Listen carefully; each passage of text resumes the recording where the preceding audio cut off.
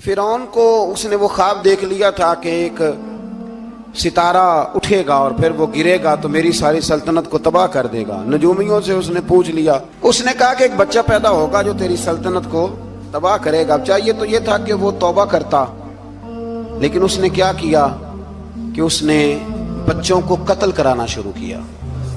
یذبحون ابناءکم، ذبح کرا دیتا تھا تمہارے بیٹوں اور بچیوں کو وہ زندہ رکھتا تھا۔ تو حضرت موسیٰ جب پیدا ہوئے تو ان کی والدہ نے پتہ کیا کیا، ان کو ایک صندوق میں بند کر کے دریا میں بہا دیا۔ اب دریا میں بہتے جا رہے ہیں تو ماں تھی تو پریشان بھی ہو گئی، ان کی ہمشیرہ کو کہنے لگی ذرا دھیان رکھنا کدھر جاتے ہیں۔ حضرت موسیٰ علیہ السلام دریا میں بہتے بہتے نا فرعون نے نا دریا کے کنارے مکان بنایا ہوا تھا۔ آپ کو پتہ ہے بادشاہوں کا ذوق ہوتا ہے، آج کل ہمارے جو حکمران ہیں انہوں نے اس کا نام فارم ہاؤس رکھا ہوا ہے، میرا فارم ہاؤس، اور پرانے زمانے میں لوگ ڈیرا کہتے تھے۔ تو اس نے بھی اس طرح کا فارم ہاؤس بنایا ہوا تھا۔ وہاں پہ حضرت موسیٰ علیہ السلام تیرتے ہوئے تابوت کے اندر صندوق کے اندر جا رہے ہیں۔ فرعون اور ان کی بیوی حضرت آسیہ بے اولاد تھیں، بڑی تڑپ تھی بیٹے کی، وہ بھی وہاں کھڑی تھی۔ صندوق تیرتا ہوا آیا تو فرعون نے کہا کہ جاؤ پکڑ کے لاؤ دیکھو کیا ہے۔ جب وہ لے کے آئے نا تو آپ کی ہمشیرہ جو نگرانی کر رہی تھی پریشان ہو گئی کہ یہ تو اس کے ہاتھ لگ گئے، یہ تو اب مار ڈالے گا۔ لیکن جب خوبصورت اور چمکتا ہوا بچہ دیکھا تو بی بی آسیہ کہنے لگی یہ بنی اسرائیل کا ہے ہی نہیں، یہ تو پتہ نہیں کہاں سے بہتا ہوا یہاں آ گیا ہے، تم ایسے ہی چھوڑ، یہ پتہ نہیں کہاں سے ہے، رکھ نہ لیں رکھ نہ لیں۔ تو حضرت موسیٰ علیہ السلام وہ کہنے لگا نہیں انہی کے ہیں، موسیٰ علیہ السلام اسی کے ہیں۔ تو آسیہ کہنے لگی تیرے تو سر پہ نا بس بھوت ہی سوار ہو گیا، ہر وقت وہی لوگ تجھے یاد رہتے، یہ پتہ نہیں کہاں سے بہ کے آیا۔ اب رکھ لیا، مان گیا فرعون۔ آپ فرعون کے گھر میں جو اس لیے بچے مروا رہا تھا کہ میری سلطنت حضرت موسیٰ پیدا نہ ہو جائیں، تو اسی کے گھر میں پرورش پانے لگے، اسی کے گھر میں۔ اب عورتیں منگائیں گئی دودھ پلانے کے لیے، تو حضرت موسیٰ علیہ السلام کسی بی بی کا دودھ نہیں پیتے، تو آپ کی ہمشیرہ نہ وہیں دائیں بائیں گھومتی رہتی۔ تو کہنے لگی جناب آسیہ سے کہ میں ایک بی بی کو جانتی ہوں، بڑی صاف ستھری ہے، مجھے امید ہے یہ بچہ اس کا دودھ پیے گا۔ تو فرعون کہنے لگا دوڑ کے لا، تو وہ اپنی والدہ کو لے کے آئیں تو حضرت موسیٰ نے فوراً دودھ پینا شروع کر دیا۔ فرعون کو پھر تھوڑا شک ہوا۔ ایک روایت یوں بھی لکھی ہے بعض لوگوں نے کہ فرعون ایک دن اٹھایا ہوا تھا حضرت موسیٰ کی ابھی تھوڑی سی عمر تھی، تو آپ نے اس کی داڑھی پکڑ کے تو ایک گھونسا دے مارا، جلالی تو شروع سے ہے نا۔ تو کہنے لگا آسیہ تو مان نہ مان یہ بچہ وہی ہے۔ تو حضرت بی بی آسیہ کہنے لگی کہ تجھے غلط فہمی ہے، یہ وہ نہیں ہے۔ اس نے کہا دیکھو نا یہ تو اٹھاتی ہے تو پیار کرتا ہے، اور میرے جب قریب آتا ہے تو اس کے لب و لہجے میں تلخی محسوس کرتا ہوں۔ اس نے کہا بچوں کو کیا پتا۔ خیر ایک طرف اس نے کھانے پینے کی چیزیں رکھ دی، ایک طرف انگارے رکھ دیے، وہ بھی حضرت آسیہ کہتی ہیں کہ تجھے سمجھ آئے بچے بچے ہوتے ہیں۔ حضرت موسیٰ بچے تو تھے پر تھے تو اللہ کے نبی نا، اللہ کے نبی تھے۔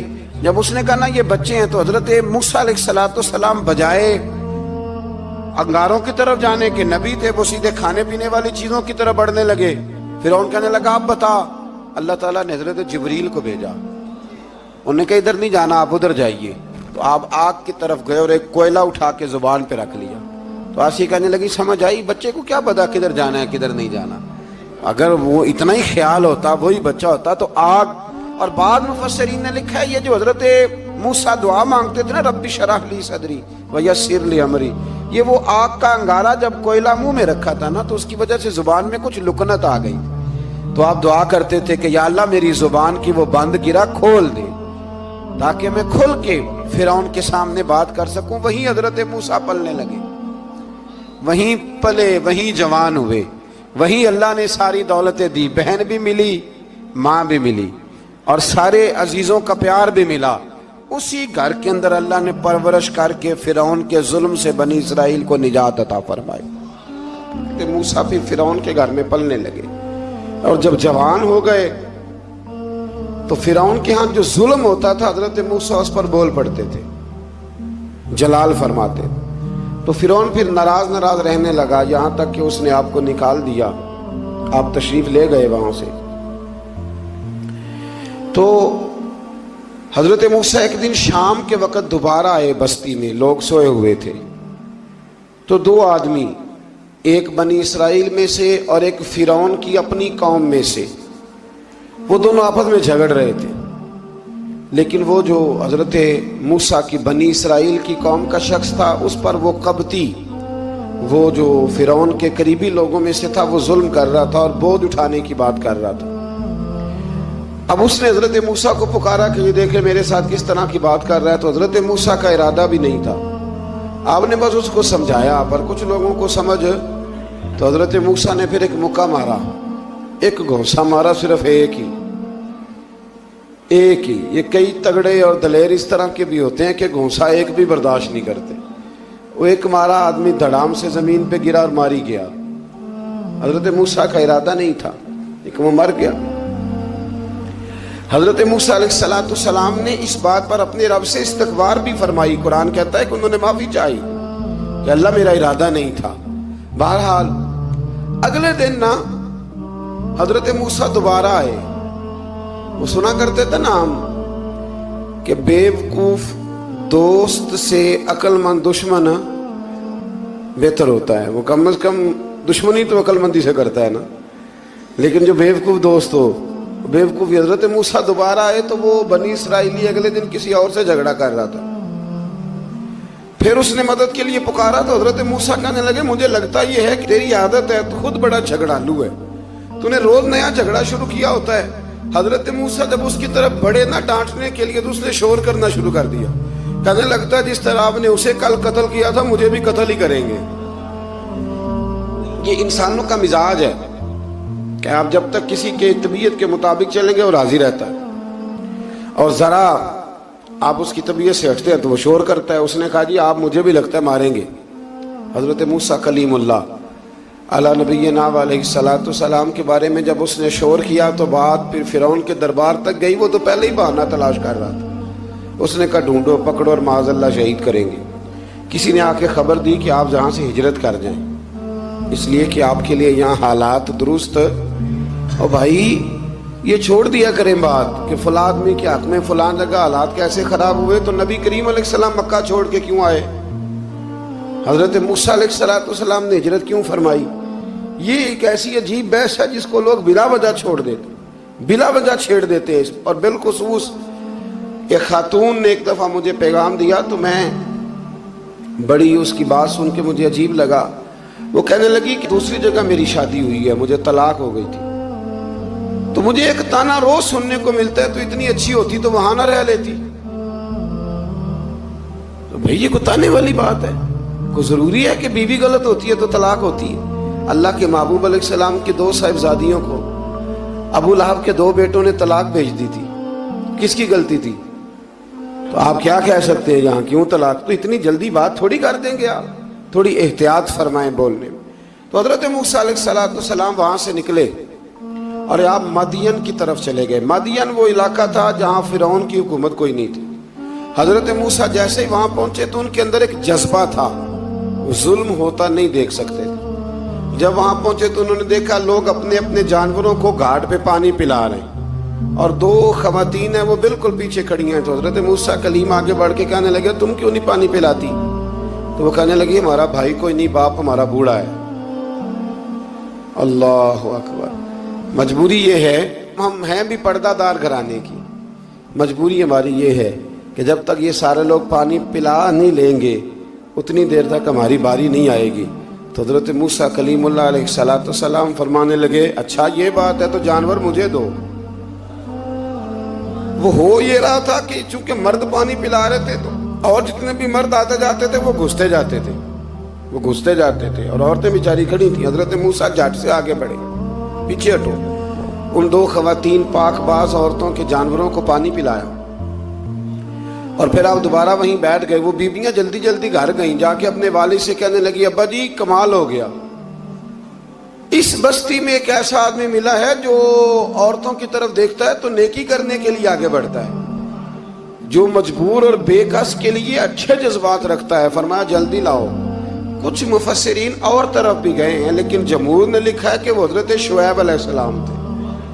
حضرت شعیب نے گھر بلایا، اپنی ایک بیٹی کو بھیجا، فرمایا بیٹے بلا کے لاؤ۔ وہ جب گھر آئے تو آپ فرمانے لگے آپ میرے ساتھ اجرت طے کر لیں، 8 سال یا 10 سال آپ میری بکریوں کو چرائیں، میرے گھر میں رہیں۔ اور پھر فوراً ہی فرمانے لگے اگر آپ ہمارے گھر میں رہیں گے، دیکھ بھال کریں گے، تو میں اپنی ایک بیٹی کا نکاح بھی آپ کے ساتھ کر دوں۔ تو 8 سے 10 سال حضرت موسیٰ نے وہاں قیام فرمایا۔ اور پھر جب آپ کا نکاح ہو گیا تو آپ اپنی بیوی کو لے کے مصر کی جانب جا رہے تھے، تو رستے میں نا ٹھنڈ زیادہ ہو گئی، تو اپنی زوجہ سے کہنے لگے وہاں آگ جل رہی ہے، میں تیرے لیے آگ لے کے آتا ہوں تاکہ تو تاپ سکے، گرمی حاصل کر سکے۔ وہاں گئے تو درخت سے آواز آئی موسیٰ میں تیرا رب ہوں۔ درخت سے آواز آئی موسیٰ میں تیرا رب ہوں۔ اور حضرت موسیٰ کلیم اللہ کو وہاں وحی آنی شروع ہوئی، وہاں وہی اللہ تعالیٰ نے انہیں وہ عصا عطا فرمایا جو پھر بعد میں اژدہا بنتا تھا۔ رب کریم نے وہیں حضرت موسیٰ کلیم کو وہیں ید بیضا عطا فرمایا۔ اپنا ہاتھ گریبان میں ڈال کے نکالتے تھے تو چاند اور سورج کی طرح روشنی دیا کرتا تھا۔ ید بیضا لیے بیٹھے ہیں اپنی۔ میں کبھی کبھی کہا کرتا ہوں کہ مولا کے دینے کے انداز بڑے انوکھے ہیں۔ بھائی یوسف کو کنویں میں پھینکتے ہیں تو اللہ مصر کا حکمران بنا دیتا۔ تو پھر حضرت موسیٰ وہاں سے واپس آئے اور آ کر کے آپ نے دوبارہ وہ سارا نظام زندگی شروع فرمایا۔ موسیٰ علیہ السلام نے ان کو دعوت حق دی اور کہا کہ میں تمہارے پاس واضح نشانیاں لایا ہوں، بنی اسرائیل کو میرے ساتھ بھیج دو۔ فرعون نے معجزات پیش کرنے کے لیے کہا تو حضرت موسیٰ علیہ السلام نے اپنا عصا زمین پہ ڈالا، اپنا عصا، اپنی چھڑی، اپنا ڈنڈا زمین پہ ڈالا تو وہ ایک واضح اژدہا بن گیا۔ پھر حضرت سیدنا موسیٰ علیہ السلام نے اپنا ہاتھ گریبان سے نکالا تو وہ دیکھنے والوں کے لیے روشن ہو گیا، ہاتھ کے اندر نور پیدا ہو گیا۔ ید بیضا لیے بیٹھے ہیں اپنی آستینوں میں۔ فرعون کے سرداروں نے حق کو قبول کرنے کی بجائے اسے جادو قرار دے دیا اور کہا کہ یہ تمہیں اپنے ملک سے نکالنا چاہتا ہے۔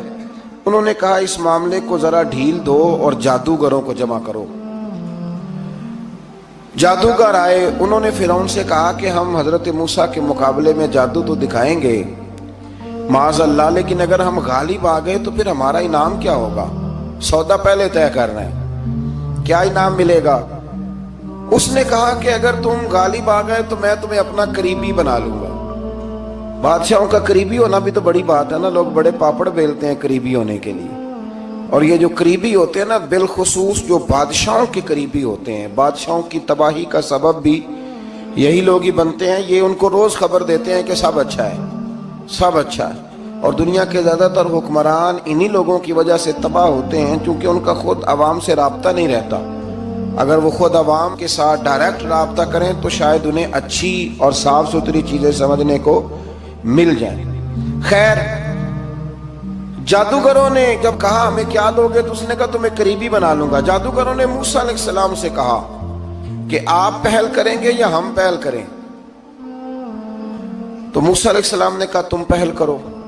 جب جادوگروں نے اپنی رسیاں زمین پہ ڈالیں تو لوگوں کی نگاہوں کو سحر زدہ کر دیا، جادو کر دیا اور انہیں ڈروا دیا۔ انہوں نے کہا یہ تو بڑا جادو لے آئے۔ تو اللہ تعالیٰ نے حضرت موسیٰ علیہ السلام کو حکم دیا کہ آپ بھی اپنا عصا زمین پہ ڈالیں۔ ان کی رسیاں سام بن گئی تھی نا، دراصل وہ سام بنی نہیں تھی، لوگوں کی آنکھوں پر جادو ہو گیا تھا، انہیں سانپ نظر آ رہا تھا۔ فرمایا آپ بھی اپنا عصا زمین پہ ڈالیں۔ وہ عصا سام بنا اور جادوگروں کی ساری چیزوں کو نگل ہی گیا۔ ان کی بہت ساری رسیاں سانپ بنی تھی، ان کا ایک ہی عصا سانپ بنا اور سب کو نگل گیا۔ اس طرح کے معجزے کی حقانیت اور جادوگروں کا بطلان ثابت ہوا اور فرعونی رسوا ہو گئے۔ جادوگر سجدے میں گر گئے اور اللہ پر ایمان لے آئے۔ فرعون نے انہیں دھمکی دی کہ تم میری اجازت کے بغیر ایمان لے آئے ہو، میں تمہارے ہاتھ اور پاؤں مخالف سمت سے کاٹ دوں گا، یعنی الٹا ہاتھ کاٹ دوں گا، سیدھا پیر کاٹ دوں گا، میری بغیر اجازت ایمان لے آئے ہو، اور تمہیں سولی پہ بھی چڑھوا دوں گا۔ انہوں نے کہا کہ ایمان لانے کی پاداش میں تم ہمیں سزا دینا چاہتے ہو؟ پھر انہوں نے اللہ تعالیٰ سے صبر اور استقامت کی دعا کی۔ اس کے بعد فرعون نے بنی اسرائیل کے بیٹوں کو قتل کرنے کی اور بیٹیوں کو زندہ چھوڑنے کا حکم دے دیا۔ موسیٰ علیہ السلام نے قوم کو صبر کی تلقین کی اور کہا کہ نیک انجام اہل تقوی کے لیے۔ یہاں ایک لطیف بات ہمارے صوفیاء نے بھی لکھی ہے۔ صوفیاء کہتے ہیں کہ فرعون نے کلمہ نہیں پڑھا پر جادوگر کلمہ پڑھ گئے۔ وہ کس طرح کلمہ پڑھ گئے؟ تو کہنے لگے دراصل انہوں نے آتے ہی حضرت موسیٰ کا ادب بڑا کیا تھا۔ جادوگر حضرت موسیٰ کے مقابلے میں آ کے بھی ان سے کہتے ہیں کہ رسیاں آپ پہلے ڈالیں گے کہ ہم ڈالیں؟ آپ اصحاب پہلے رکھیں گے کہ ہم رکھیں؟ تو اتنا سا ادب کیا تو رب کریم نے فرمایا جو نبی کا ادب کرے وہ بے ایمان نہیں رہ سکتا۔ جو نبی کا ادب کرے وہ بے ایمان نہیں رہ سکتا، اور جو نبی کی بے ادبی کرے وہ ایماندار نہیں رہ سکتا۔ ختم ہو گئی بات۔ یہاں ہمارے صوفیاء نے یہ بات لکھی ہے کہ چونکہ انہوں نے آتے ہی کہا تھا کہ آپ پہلے ڈالیں گے یا ہم پہلے ڈالیں، تو حضرت موسیٰ سے انہوں نے پوچھ لیا، نبی کے پوچھے بغیر پہل نہیں کی تو اللہ نے انہیں ایمان کی دولت عطا کر دی۔ اللہ تعالیٰ نے فرعونیوں پر قحط سالی کا عذاب نازل کیا۔ فرعونیوں کا طریقہ یہ تھا کہ اچھائی کو اپنا کمال گردانتے تھے، کہتے تھے یہ ہماری طرف سے، اور برائی کو معاذ اللہ بدشگونی کے طور پر موسیٰ علیہ السلام کی طرف منسوب کرتے تھے، کہتے تھے معاذ اللہ آپ کی وجہ سے یہ سارا کچھ ہو رہا ہے۔ ہوتے نا نہیں کہتے ہیں جب سے میں وہاں گیا ہوں تب سے۔ ہمارے بزرگ ایک لطیفہ بھی سنایا کرتے تھے کہ کسی زمیندار نے نماز پڑھنی شروع کی تھی تو اس کے جانور مرنے شروع ہو گئے۔ اب لوگ سمجھتے ہیں کہ معاذ اللہ شاید یہ کسی بزرگ کے سبب سے ایسا ہے، حالانکہ یہ تو اللہ کی طرف سے آزمائش ہوتی ہے، اس کی حکمتیں ہوتی ہیں۔ اللہ تبارک و تعالیٰ نے ان پر عذاب کیا نازل کیا؟ آیت نمبر 130 اور 143 کبھی آپ سورہ اعراف کی پڑھیں تو اللہ تعالیٰ نے ان پر ٹڈیوں کا، جموں کا، مینڈکوں کا اور خون کا عذاب نازل کیا۔ یہ کس قسم کا عذاب ہے؟ جمعے پڑ گئے، ٹڈیاں آ گئیں، یہ اللہ نے عذاب نازل کیا۔ جب وہ عذاب میں مبتلا ہوئے تو موسیٰ علیہ السلام سے کہا کہ آپ اللہ سے دعا کریں کہ ہم سے یہ عذاب ٹل جائے، اگر ایسا ہوا تو ہم ایمان لے آئیں گے، بنی اسرائیل کو بھی آزاد کر دیں گے۔ لیکن موسیٰ علیہ السلام کی دعا کے نتیجے میں جب عذاب ٹل جانے کے بعد فرعونی پھر اپنے وعدے سے پھر گئے۔ بنو قریظہ والوں نے بھی کئی دفعہ حضور سے وعدے کیے پر اپنے وعدوں پر قائم۔ ایک بات آپ سے یہاں روک کے عرض کر دوں، ہم بھی کئی دفعہ کہتے ہیں ذرا بریک کبھی گاڑی کی نہیں نہ لگتی تو ہم ارادہ کرتے ہیں کہ آج سے ہی نماز شروع کر دینی، ذرا طبیعت زیادہ لیل ہوتی ہے تو ارادہ کرتے ہیں نا کہ بھائی آج کے بعد ہم نے نیک، پھر کیا ہوتا ہے شفا ہو گئی تو چھٹی ہو گئی۔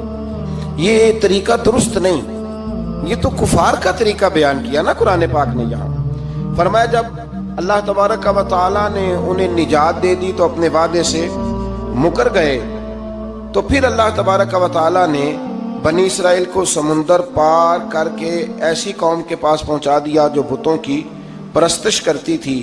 وہ تو بچ گئے لیکن فرعونی سارے دریا کے اندر غرق ہو گئے۔ حضرت موسیٰ علیہ السلام سے کہنے لگے کہ ہمارے لیے بھی یہ خدا بنا دیجئے۔ حضرت موسیٰ علیہ السلام